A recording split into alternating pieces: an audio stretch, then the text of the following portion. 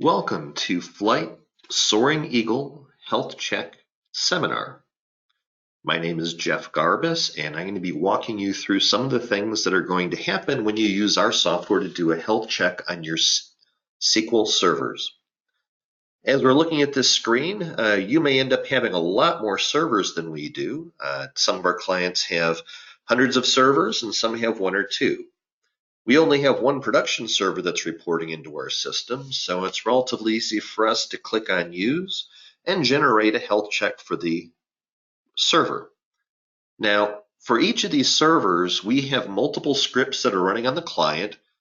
That information gets sent via email to the mail server, which dissects the information and inserts it into the tables that Flight is taking a look at right now. So as we're looking at a missing indexes report, we're looking at a failed jobs report, and we're looking at an unused index report. Note that we haven't had a verification report run in the amount of time since the prior job ran. We'll come to this in a little bit.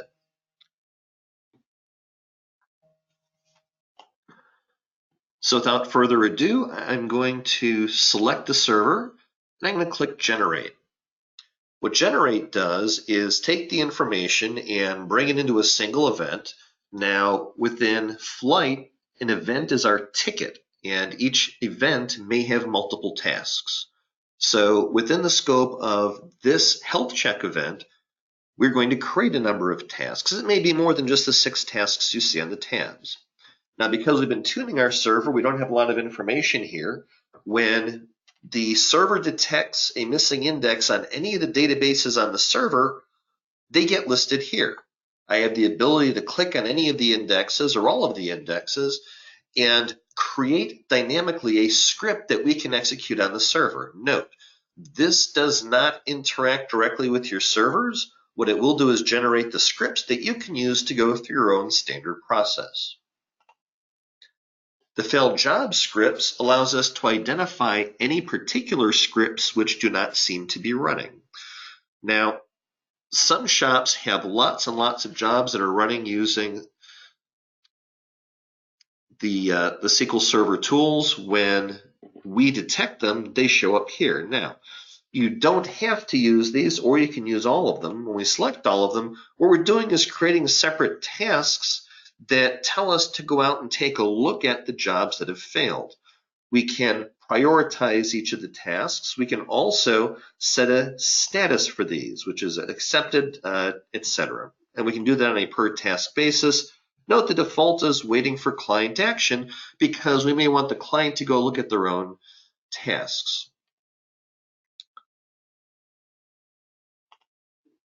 We also have an unused indexes job. Now, you generally do not want to run an unused indexes report and then start dropping indexes right away, because the unused indexes is based on whether or not the index has been used since the server was last cycled. So if the server was cycled a couple of days ago and you haven't gone through a weekend or an end of month or an end of year, whatever your specific requirement is or circumstances are, then you don't want to start dropping indexes automatically. So what we've done is we collect this information and we ask the question, well, only show us those that have happened at least once, or at least 10 times, or at least 12 times, or save a minimum amount of space, or have a maximum sum. Note that the sum is the number of times it's used. So most of the stuff that we have here on our application is documented. So the sum is a total of seeks and scans and lookups and updates. I often look for 0 here. So if I'm getting a bunch of indexes, I may ask the question, which ones have actually never been accessed? Now we keep this pretty clean, and as a result, we haven't got any here. The additional tasks allows us to, on demand, create an additional task type or an additional task to be performed as part of this health check. Maybe we got a call and somebody said, it looks like we're running out of space on the backup drive, and perhaps this is a network drive that we don't normally have access to, and we'll make a note to go and take a look at it. The verification script is something that improves and has things added to it on a relatively frequent basis. In fact, we have several things that are in design right now and getting ready to roll up. So as an experienced DBA, what happens is you get burnt by something 10 or 15 or 20 years ago, and you build a process around making sure you don't get burnt by it again. So many of the things that we have here in flight are built to do just that very thing. So when we get notifications about page verifications that are off, maybe we have some bad data. Auto shrink is something that we never want to see turned on, because the auto shrink means that we're growing and shrinking. And every time you grow, you end up with some locks on tables.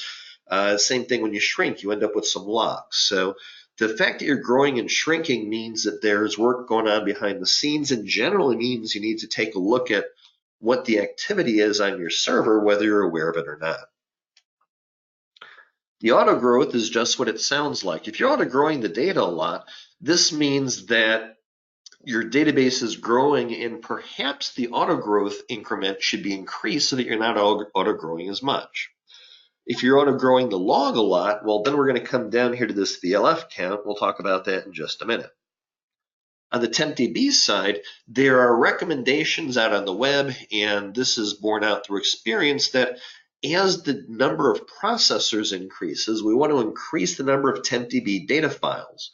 What that does is improve the overall performance and access to those TempDBs, and we want to make sure that A, it's greater than 1, and B, it is less than or equal to 8, which is the maximum recommended currently. Now, the VLFs, or virtual log files, is a virtual log file is a mechanism to improve performance of writes to the log. So if you have one person writing to the log, it's not a big deal. If you have 1,000 people all trying to write to the log at the same time, the log can be a point of contention. So as the log is auto-grown, every time you auto-grow the log, you get four additional virtual log files, which are additional entry points into the log. The problem is that there is a feature here we define as a documented bug, that if you increase the number of virtual log files beyond a certain point, you end up spending more time trying to figure out where to insert the row than you actually do inserting the row. So we try to keep the virtual log count in the 20 or under range. As you start hitting 80, you start being able to measure performance problems, and as you hit 100 or more, you typically need to go and correct this. My personal record is I've seen over 200,000 virtual log files, and it is amazing what performance gains you can get just by setting that up properly. Deadlocks are something that is usually an application issue and something that we work with the developers to fix. Note that we can go and take a look at those deadlocks. Here it tells us that we've had 3 deadlocks during the past 9 hours. Note that this is as of the time we received the verification report, and IO warnings are coming out of the error log. So we have several more of these that are in line to go in here later. This is what we've got right now. These are a lot of the things that you'd be going out and checking and verifying. Things like, is the log bigger than the data? If it is, maybe we have something in full recovery mode that should be in simple recovery mode. Lots and lots of these things. They're performed every database, every server, and it saves you an enormous amount of time to be able to come back and get this all in one space. Drive space alerts are here. I'm going to look at drive space on another screen in a few minutes because we can do some predictive analysis. But this gives us the ability to say, you know what? I have this one, which is X% full. I'm going to experiment and identify whether that D drive is something that is filling up, and I have to address it. We finalize this, determine which of these things that we want to use, which issues you want to see, and then we can generate this, create the list of tasks, and perform it or assign it to some of our other DBAs or junior DBAs. One of the things I will do in a shop is when I am the lead DBA, I love to delegate to the junior DBAs. A, it lets me do a lot of the high-level thinking. B, it gives them practice doing the individual components, and C, I can find out if they don't understand what they're doing in that area, and I can do a little bit of mentoring. It tells me where to go. So I'm going to pause this for a moment and change screens. This is the capacity analysis screen. As we start looking at pictures, we've got a lot of really pretty pictures, and we do have clients that keep this up on a TV behind their desk so people can walk in and see how things are looking. Beautiful pictures here on the summary page. We have trends that we're checking based on file space and database space. Within a SQL server, there often isn't a lot of difference because it's configured to look like that. From a practical standpoint, some of the other DBMSs do not, and because we support other DBMSs, we don't sweat it. Here, we are taking a look for the particular server at space utilization on a per database basis. So there are a lot of different things we can do in terms of being able to look at data and size trends. So database space trends drive space trends. From my perspective, it's useful to see that things are going up and down. It is most useful for me to ask the question, where am I going to be later? So we collect space information on a daily basis. As we bring that space information up on a daily basis, what we can do is plot a curve through the points. Note that a linear analysis is not as good as a regression analysis. We do perform a regression analysis. Difference being linear analysis tries to draw a line, the regression analysis tries to draw a curve. The curve is a little bit more complex to build, but it is a lot more reliable. As we are looking at the trends and the amount of space we have available, that regression analysis enables us to pinpoint when we think we're running out of space. For example, the F drive, based on the amount of space we've been using, is expected to be full in May of this year. We have 107 days left of space utilization.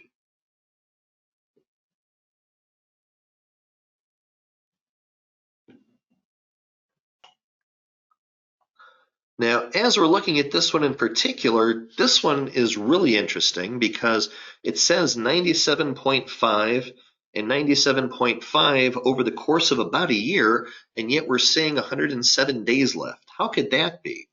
Well, because we are doing a regression analysis and not drawing a line in between data points, we can speculate and we can go back and take a look at the data to verify.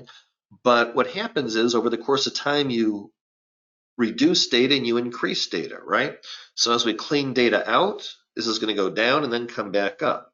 If we're seeing 287 meg per day of growth, then if we do not keep cleaning the data out, we are running out of space in 107 days. Now, from a practical standpoint, we have changed the threshold on this to, and I'm going to scroll over a little bit, to 5 days because we know that we are keeping the data clean. So as we understand the trends, we can change our thresholds. We can choose whether to generate alerts. And this is really important stuff. We can also set alerts up for when they hit a particular point. Maybe as your bigger databases are approaching 80% of capacity, that's time for you to contact your SAN group and say, hey, I need more space. Or it may be that you need to go order more disk and that you need a certain amount of time to put the orders in and do your shopping. So whatever you like to do, you're covered. This is our predictive analysis. And of course, we can do things on database capacity, database space, file space, etc. And if you ever want to know about the math, here's the information on the math. We keep that as well. So that said, this is most of what we do for the health check. We check a variety of individual components. We double check the capacity. We give ourselves the ability to alert on the capacity, and then we act based on what we find. Thank you very much for your time, and I hope this was useful.